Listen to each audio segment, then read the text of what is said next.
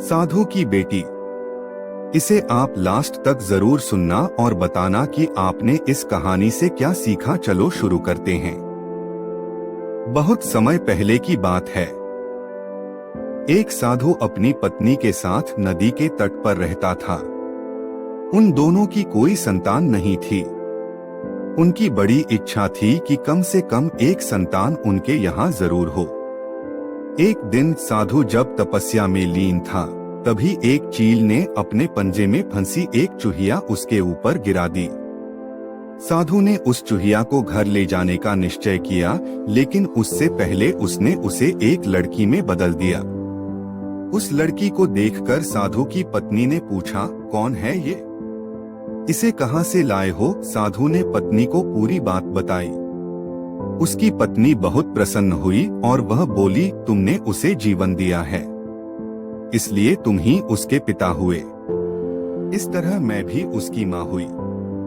हमारे यहाँ कोई संतान नहीं थी, इसलिए भगवान ने इसे हमारे पास भेजा है।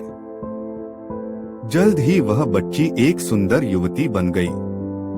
जब वह 16 साल की हुई तो साधु और उसकी पत्नी ने उसका विवाह करने का निश्चय किया। साधु ने सूर्य देवता का आह्वान किया। जब सूर्य देवता उसके सामने आए तो साधु किया ने उनसे उसकी बेटी से विवाह करने का अनुरोध।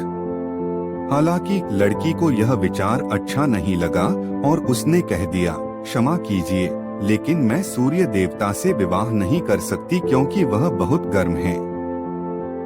निराश साधु ने सूर्य देवता से कहा कि अब वे ही उसकी लड़की के लिए कोई सुयोग्य वर सुझाएं। सूर्य देवता ने कहा, बादलों के देवता से आपकी लड़की की जोड़ी सही बैठेगी क्योंकि वे ही धूप की गर्मी से उसकी रक्षा कर सकते हैं। साधु ने अब बादल देवता से उसकी लड़की से विवाह करने का अनुरोध किया। इस बार भी लड़की ने विवाह से इनकार कर दिया और बोली, मैं इस काले व्यक्ति से विवाह नहीं करूंगी। इसके अलावा बादलों की गरज से मुझे डर भी लगता है। साधु फिर से उदास हो गया और उसने बादल देवता से अनुरोध किया कि वे ही कोई सुयोग्य वर सुझाएं। बादल देवता ने कहा, पवन देवता के साथ इसकी जोड़ी अच्छी रहेगी क्योंकि वे आसानी से मुझे उड़ा सकते हैं।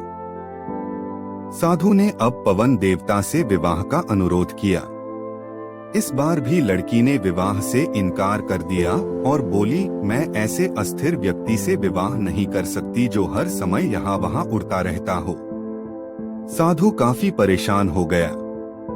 साधु ने पवन देवता से ही कोई सुयोग्य वर सुझाने को कहा।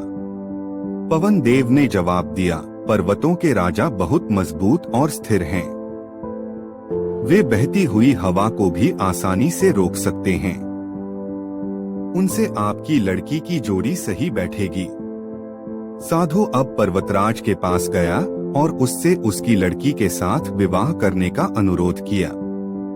हालांकि इस बार भी लड़की ने विवाह करने से इनकार कर दिया और कहा, मैं ऐसे किसी व्यक्ति से विवाह नहीं कर सकती जो इतना कठोर और ठंडा हो। लड़की ने साधु से किसी नर्म वर को खोजने को कहा। साधु ने पर्वतराज से सलाह मांगी।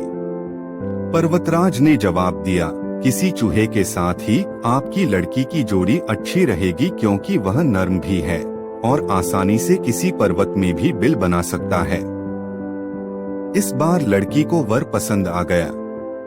साधु काफी हैरान हुआ और बोला, भाग्य का खेल कितना निराला है। तुम मेरे पास एक चूहिया के रूप में आई थी और मैंने ही तुम्हें लड़की का रूप दिया था।